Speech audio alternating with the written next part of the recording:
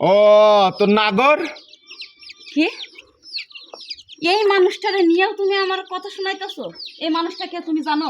না, চিনি না তো। হ্যাঁ, তাহলে না জেনে না চিনে তুমি তার সাথে আমার একটা সম্পর্ক খারাপ করে দিলে।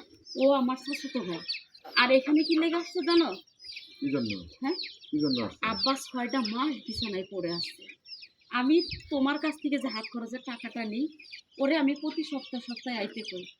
তোমারে ভালোবাসে আমি তোমার ঘরের বউ হয়ে আইছি। এই 2টা বছরের মধ্যে আমি আমার বাপ মার মুখ দেখি নাই। এখন আমার বাবা অসুস্থ, তার তো কোনো সন্তানাদি নাই। আর ইনকাম করে দেবো কেডা?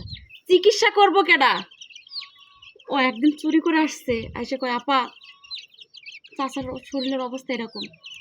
তারপর থেকে আমি তোমার কাছ থেকে হাত খরচ যেটা নিই সেটা ওর কাছে দিয়ে আমি আমার বাপের চিকিৎসা করতেছি, যাতে আমার বাবাও বেঁচে থাকে, আমার স্বামীর সংসারও ঠিক থাকে। এখন বলো আমি খারাপ? আচ্ছা মৌ, তুমি এই কথাটা আমার তো খুলে বললেই তো পারতে। তোমার কেন এই গোপনে গোপনে তোমার তার কাছে দেখা করতে হবে, তার কাছে টাকা দিতে হবে? শোনো, কি জন্য কও? আমি ভাবছিলাম কি তুমি হয়তো সেই রাগটাই পুষে রেখেছো মনের মধ্যে। তুমি যদি আমার বাবা মার কথা শুনে যদি আমার ভাইকে কোনোদিন দেখে তাকে অপমান করো, এই জন্যই সেই বইতে আমি কোনোদিন কিছু বলিনি তোমাকে। এটা বলা তোমার উচিত ছিল। আর তোমার বাবা মা তো মানে মানে আমারও বাবা মা। কেন 2 বছর থেকে তুমি যাও নাই, তোমার যে একটা কষ্ট লাগতেছে এটা তো আমিও মাঝে মাঝে অনুভব করি না?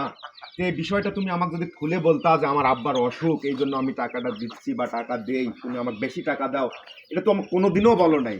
কেন সে আমার বাবা মা না? আমার বাবা মা যদি থাকতো, তারা যদি অসুস্থ থাকতো, তো তাদেরকে আমি চিকিৎসা করতাম না? তো শোনো মৌ, আমি যে আজকে দেখে সন্দেহ করছি এটা আসলে আমার ভুল হয়ে গেছে মৌ। এখন শোনো, আমি যেটা বলতেছি, এই চলো তোমাদের বাড়ি যাই, বহুদিন থেকে যাই নাই। চলো যাই, তোমার বাবা মা আমাদের এখানে নিয়ে আসি, নাহলে তোমার বাবা মার ওখানে যা চিকিৎসা করি মৌ। চলো। তুমি সত্যি বলতেছো? হ্যাঁ, সত্যি বলতেছি মৌ। আর কোনো রাগ নেই না, তোমার আমার বাপ মার মনে উপরে? কোনো রাগ নেই, বাবা মার প্রতি কখনো ক্ষোভ থাকে না। ভাই চলো তাইলে। চলো।